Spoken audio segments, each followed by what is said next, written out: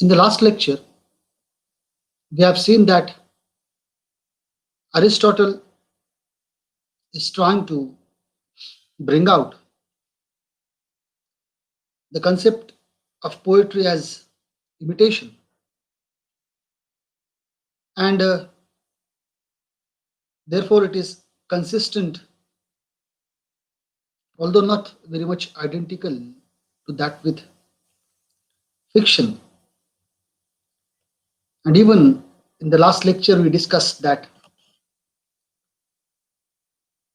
what Aristotle,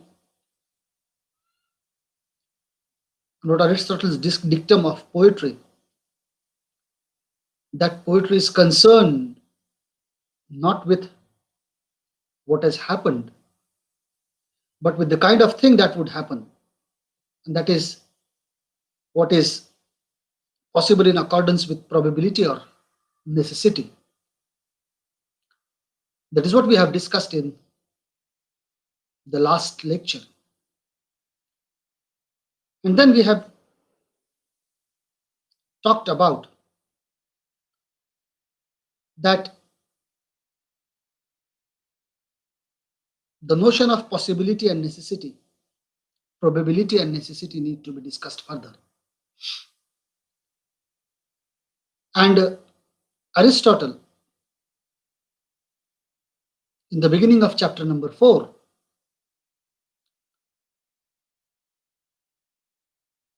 had established poetry's ultimate anthropological roots. And Aristotle goes on to sketch the process by which more sophisticated forms of poetry evolved. The theoretical framework for this outline history of poetry is provided by the first 3 chapters of Poetics. This first 3 chapters constructs a matrix of 3 different ways in which poems can be distinguished from other kinds of imitation from each other. As I have told you earlier also, that we are going to have a discussion based on the concepts that Aristotle discussed in Poetics, because dealing with a complete Poetics in simply 12 to 15 lectures is a difficult task. So we are trying to encapsulate the concepts. And the first, as I said, the 4th chapter discusses about the concept of imitation. Before that, in the first 3 chapters, Aristotle tried to bring the sort of matrix through its theoretical framework. And through the matrix of 3 different ways in which poem can be distinguished from other kinds of imitation. Because if you agree to the claim that every creativity is nothing but an imitation, whether it is poetry, whether it is painting, whether it is sculpture, visual art, or any sort of fine art, visual art, or any other arts, you will find out that all these things, they have some different matrix in their construction. And that's why Aristotle is trying to bring out that matrix, that poetry need to be differentiated from other kinds of imitation and even from each other. And for that, he has chosen 3 different things altogether. How you can distinguish poetry from other kinds of imitation and from each other. Now you can do it in terms of their medium, number one, object, and mode. Medium, object, and mode. These three things can help us to distinguish poetry from other forms of imitation. Now the question comes, why poetry? Why not other forms of imitation? Aristotle is interested in elaborating and explaining to his readers. Why Aristotle is talking about poetry? First, why poetry first? Now, the answer is the pleasure which human beings by nature derive from imitation in general. Because everything, as we have discussed in talking with technique, that it relates with pleasure. It is having a close relationship with pleasure. Or you can say even it's an ultimate aim to give pleasure. Why to read poem? Why to watch any sort of visual art? Simply because pleasure and human instinct is based on that particular thing, that once you are trying to get pleasure out of things, your curiosity develops and you try to seek more and more knowledge about that particular thing. And that is rooted into the philosophy. And that's why when Aristotle talks about poetry, Aristotle is talking that the pleasure which human beings by nature derive from imitation in general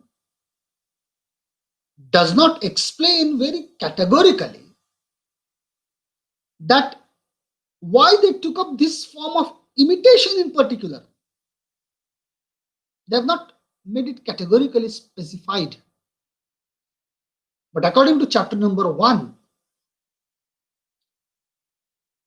poetry is differentiated from other kinds of imitation by the medium, number 1. The medium in which it produces its likeliness. Actually, poetry is an imitation in rhythmical language. With or without melodic accompaniment, it is not essential to have a melodic accompaniment together. But with or without accompaniment, you can have a rhythmic language in poetry. Now, it is very much important, my friends, to note that the weight of emphasis in Aristotle's analysis fall on the element of imitation.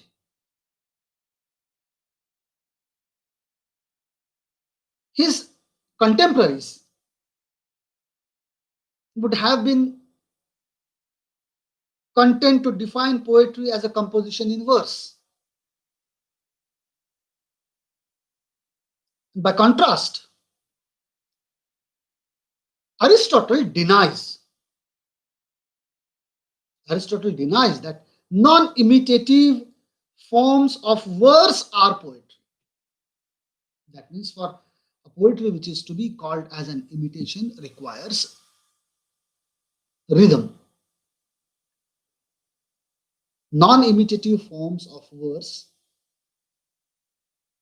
non-imitative forms of poetry are verse. That is what Aristotle is talking about. Now make it clear, my friends, in saying this,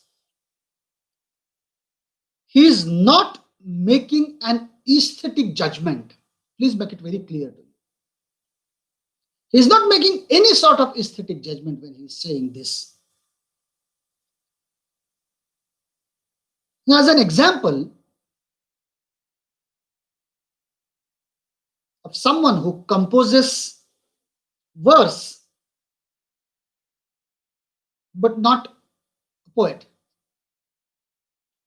Aristotle uses one of the great well-known philosopher of Greek philosophy, Empedocles,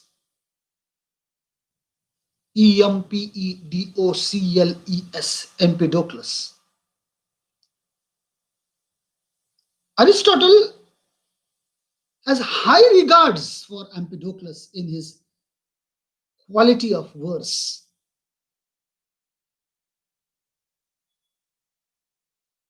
Aristotle is not distinguishing poetry from other forms of verse in terms of its linguistic artistry. Aristotle is concerned solely with the use to which the verse is put. And that's why he raised this particular question, that is it to be called as an imitation or not? Because when you compose a verse, you give a lot of attention to its language, its style. And that's why Aristotle is trying to bring this question into focus, that whether this is to be called as an imitation or not. That it doesn't mean that he is not at all favoring verse. No. Empedocles' verse he praised a lot. He cites various examples from Empedocles' verse. Now let me make it very clear that verse is a traditional medium for imitation. And this fact needs to be explained very carefully.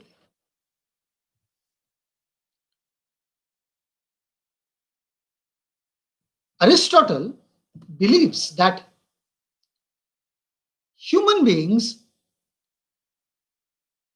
have an instinct for rhythm and melody, as they do for imitation. Now you can very easily judge this, what Aristotle said, that human beings have an instinct for rhythm and melody as they do for imitation. When we as a kid started to speak something,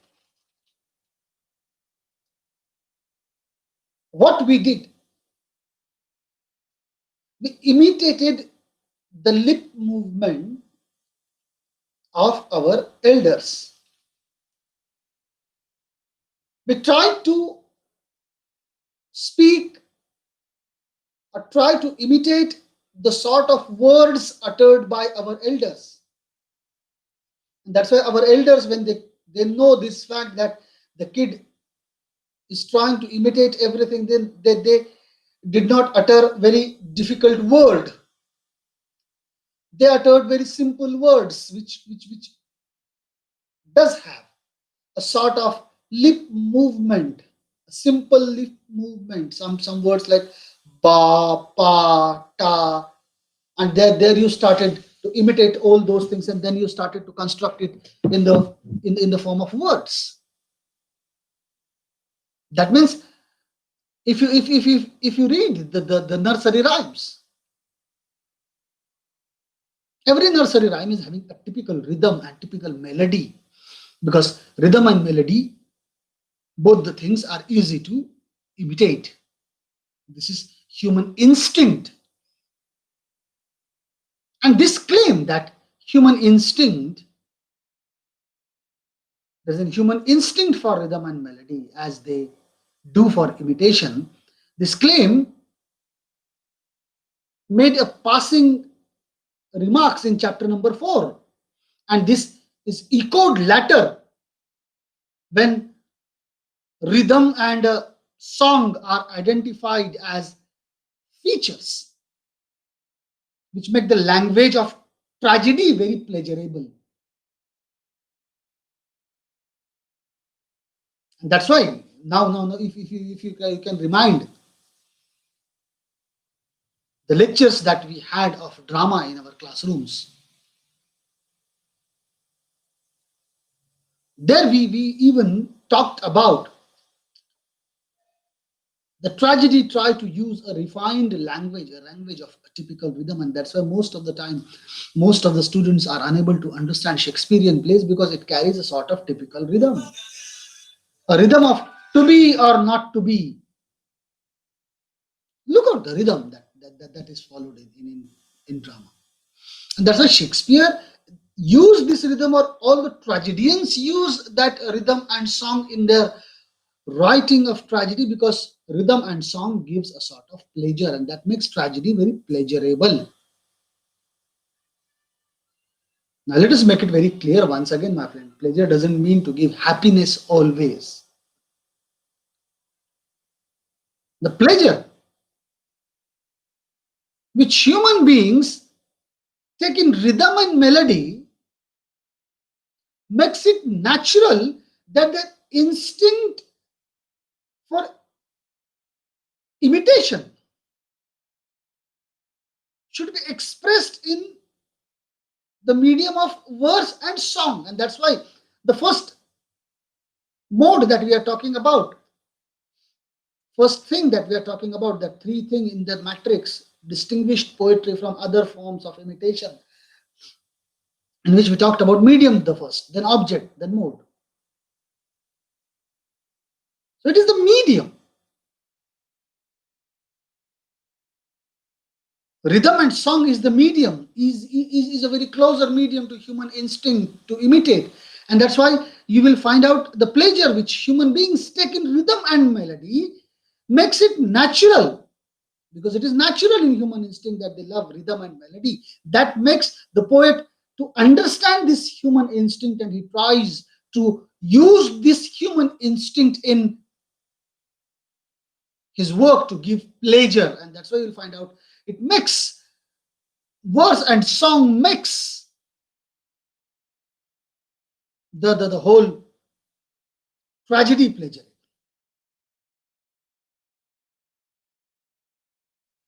Now, Aristotle's conjectures,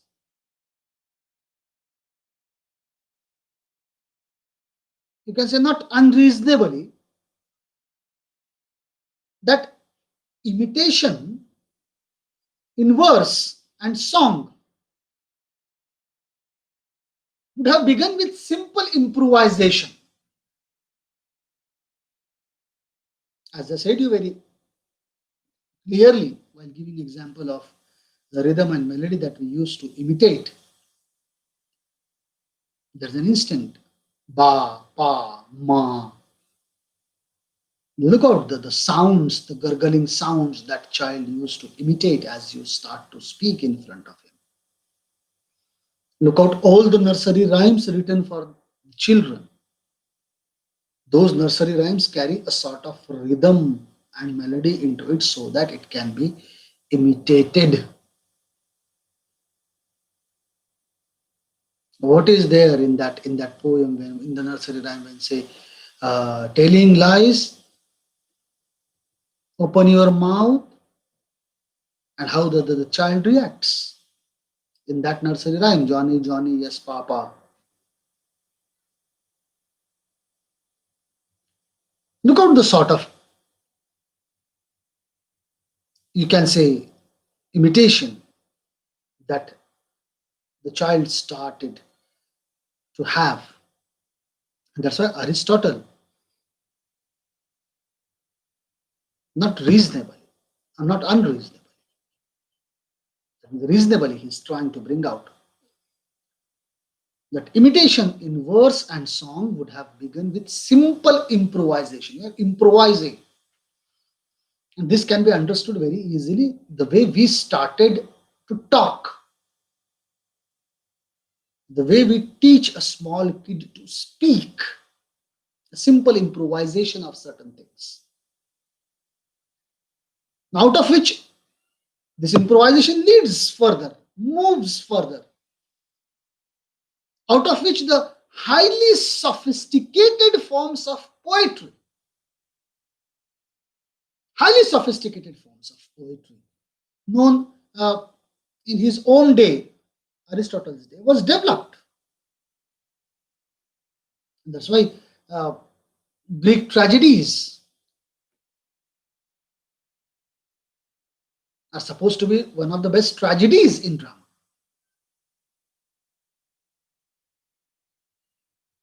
Now, Aristotle's account of this development is sometimes criticized, that he is imposing models of growth derived from his biological research. As I said in earlier lectures, that he was a great scholar even in biology. That's why he has been criticized for most of the time by various people, various critics, that the model which Aristotle tries to develop comes out of his biological research, not a research done in this particular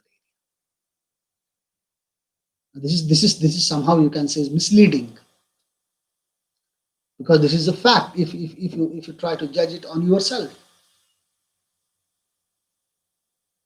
What he's talking about, what he's discussing about, you know it very well. That what Aristotle is talking about, what Aristotle is discussing about human instinct.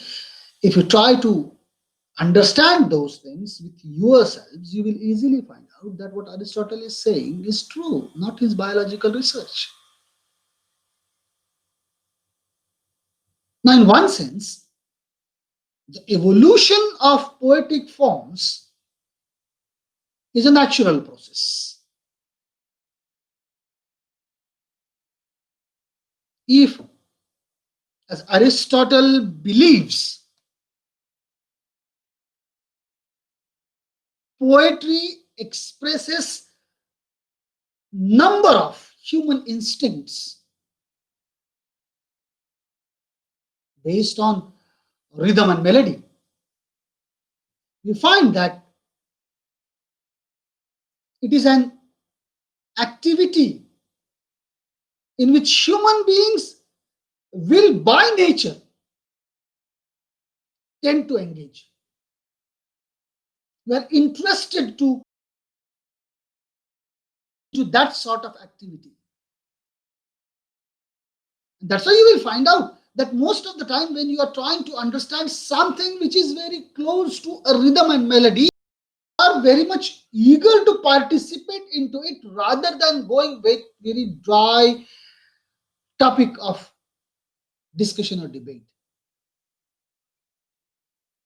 It is an activity, it is a natural which makes human being to engage into it. The poets are likely,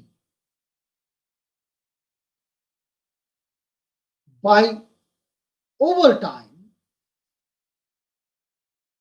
discover better and better ways of doing it. We don't know who was the first ever writer in the whole human civilization. We are not confirmed, we are not familiar with it.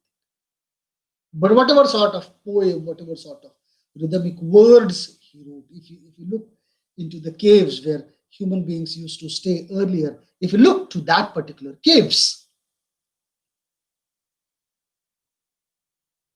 where the human is trying to put certain rhythm into the drawings that he made on the walls of the caves. That means rhythm is part of his understanding, and from that he started. When the first word, first language, first utterances, when human beings started to speak, the sort of rhythm he carried, the poet understands this better and he tried to improvise into it, and improvisation leads to such an extent that we started to get pleasure out of that particular poetry. And that's why it is a sort of experiment that the poets did with words. Poet tried to get out of that particular rhythm And you can easily say that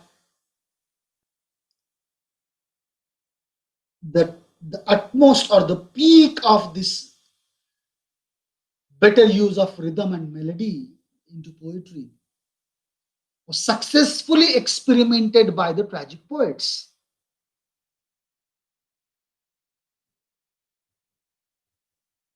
Now you can even we can say that in Aristotle's view,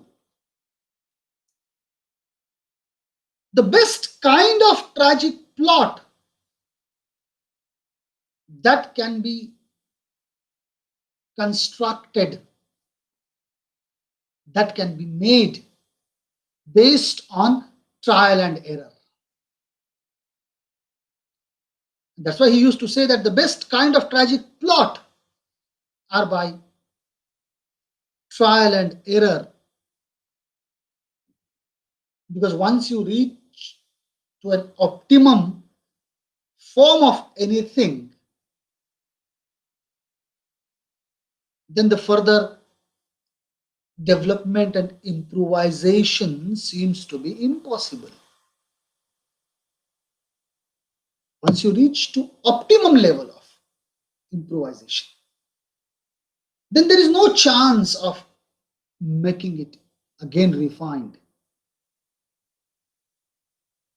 And now, once you reach there, when refinement, when improvisation is impossible, thereafter there can be only a proliferation of different instances of that optimum form. There you will find out various sorts of form, because once you reached to that particular level, at that particular height, then what you do? You try to make it again little bit a sort of experiment, because you reach to that level of rhythm and melody where it is an optimum height of it. Now you started playing with some sort of trial and error methods with different kinds of plots. That's why a proliferation, once you reach to that particular stage, proliferation of different instances used to take place there. Now, it is in this sense that Aristotle can say that after undergoing with many transformations, tragedy came to rest. To going various forms of transformations, tragedy came to rest because it has attained its natural status. It has attained its natural state. Now, from this place, there is no chance of any sort of improvisation or change in any sort of writings in tragedy.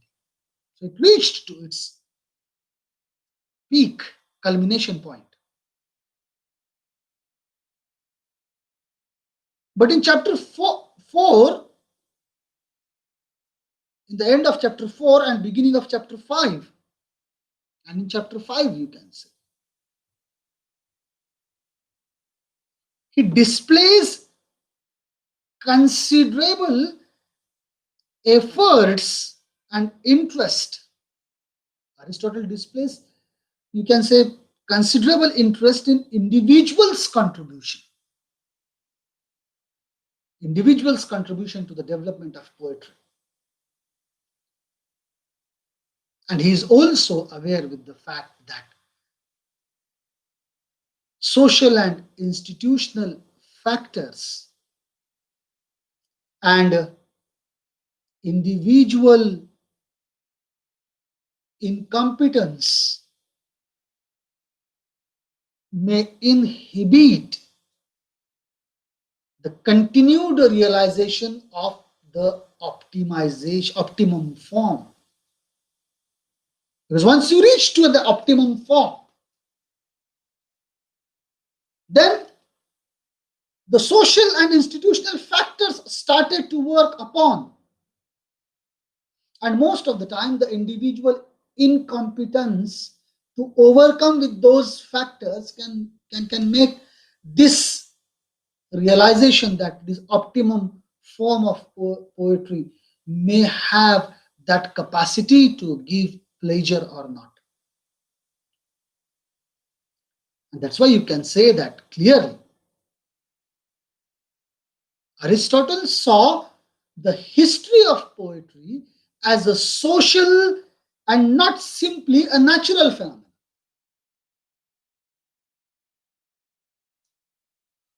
Because you cannot deny the social and institutional factors that affect the rhythm and melody and rhythm and verse and songs and writings of different kinds of poetries. That's why I said it's not a natural phenomena. History of poetry not as a natural phenomena. It is a social phenomena.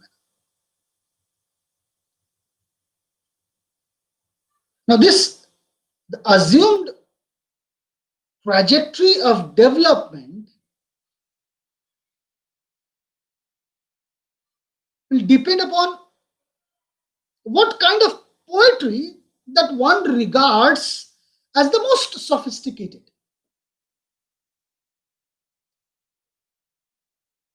And in this, Aristotle works from two premises. First one, that poetry is better if it has structured plot.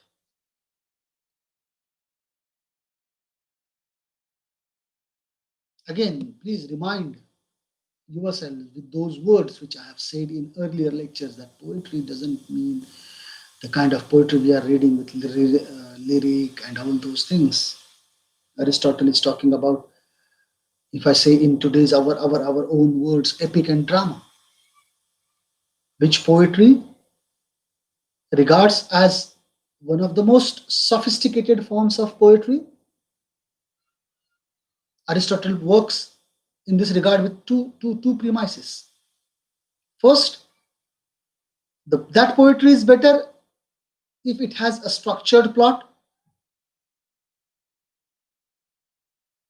And second is that poetry is better if its mode is dramatic rather than narrative. These are the two premises Aristotle works on to answer that which poetry should be considered as the more sophisticated form of poetry. First, that poetry is better if it has a structured plot. Second, that poetry is better if its mode is dramatic rather than narrative.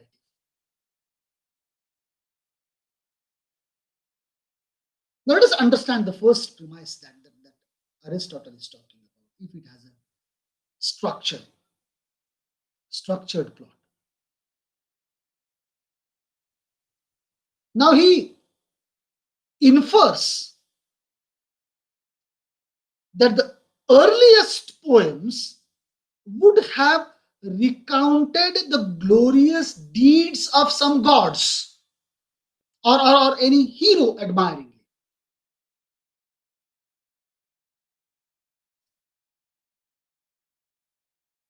Please understand. When he is talking about the first premise of making it clear that which is to be considered as the sophisticated form, that poetry, if it is having a structured plot. What is mean by structured plot? That the poem, the earliest poem, all the whatever poems, earliest poems, need not to use any names or any titles of the poem. Any earliest poems of the time have recounted the glorious deeds of some god or hero. They admire that, and the wicked or inept deeds of some inferior characters in a satirical vein, and without there being any structured sequence to the events described. There are no structured events.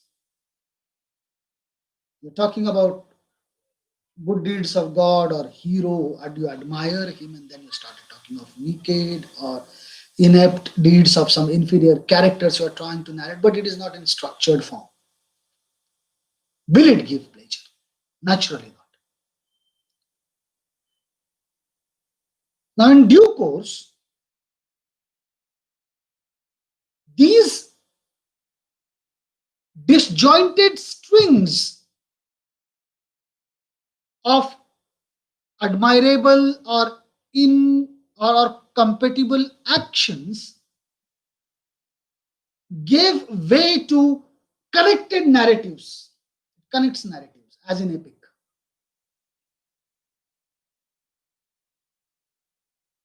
Look out our own known epic, Indian epic, Ramayana. In this epic, you will find out it is having a type of structured plot. It is not simply admiring the glorious deeds of Rama and then talking about the wicked deeds of Ravana. No, it has combined together all the things.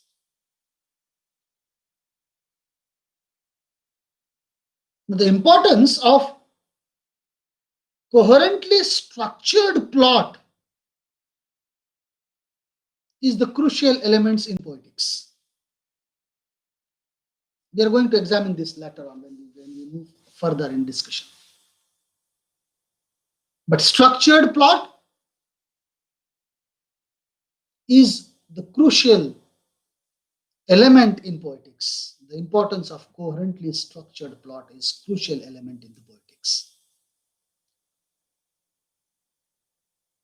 Now look at the second premise, is that the poetry is better if its mode is dramatic rather than narrative.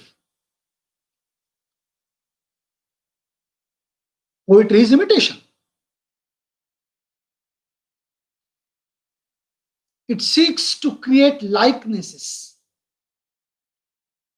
and the likenesses is greater if the words of those involved in action are presented directly rather than being mediated by the narrator.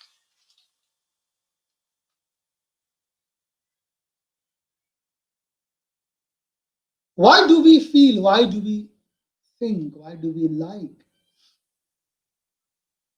Why do the genre of drama has been appreciated at first? The reason is it directly narrates the action. No narrator is coming and working as a mediator to narrate the whole action. And that's why Aristotle's second premise that poetry is better if its mode is dramatic rather than narrative. You require an action into it. The more the action, the more it gives it makes the people to like it, and the idea of likenesses can be developed further. This makes Aristotle to admire Homer, and he admired Homer in his chapter number 24 in the further parts of Poetics when he talks about the mode of dramatic rather than narrative. Because what Aristotle says that Homer deserves praise for many reasons, but above all because he is he alone among the poets is not ignorant of what he should do in his own person. The poet in person should say as little as possible. That is not what makes him as an imitator. Other poets perform in person throughout and imitate little and seldom, rarely they imitate. And that's why Aristotle praises Homer very much.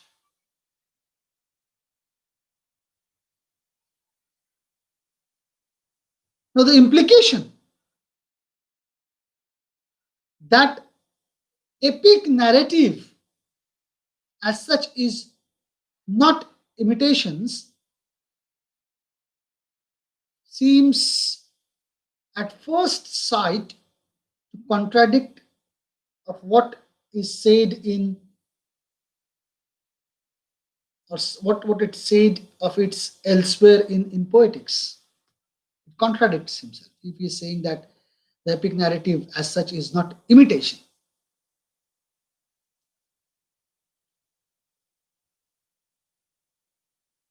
The purest form of poetic imitation is in the dramatic mode.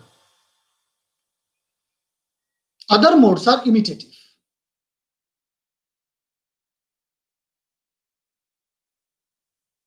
but they are not in the same degree. Please understand this particular thing, what Aristotle is talking about. Because if he is saying that this sort of the Homer, the way Homer uh, tried to follow the narrative in his epic, he contradicts somewhere in mentioning in his poetics. But that contradiction is superficial. That paradox is superficial. Because what Aristotle further clarifies that the purest form of poetic imitation is dramatic mode where action is being directly narrated, directly coming in front. Other modes are also imitative. These modes have chosen the path of imitation. They've appeared due to imitation. You cannot say it's not an imitation. It's an imitative. But the purest, the very interesting form of purest form of poetic imitation is in the dramatic mode. Other modes are imitative, but not of the same degree. Now, the Homeric poems that Aristotle admired, these Homeric poems, with their high proportion of direct speech, represents the highest possible development of epic.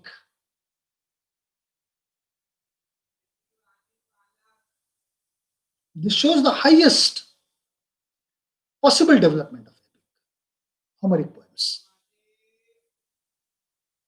but also disclose a potential which cannot be fully realized within the constraints of the narrative forms.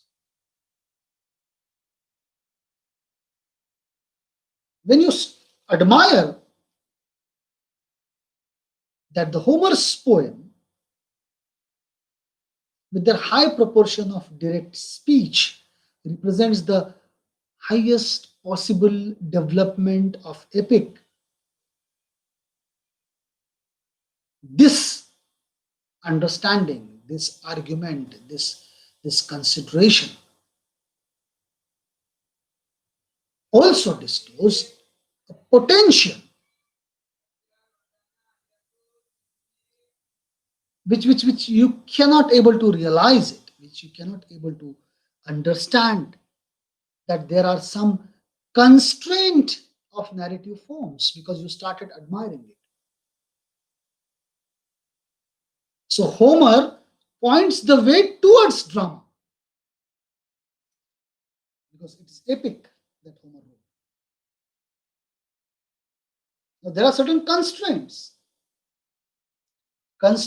of narration in Homer's epic, although this is a direct speech, direct action,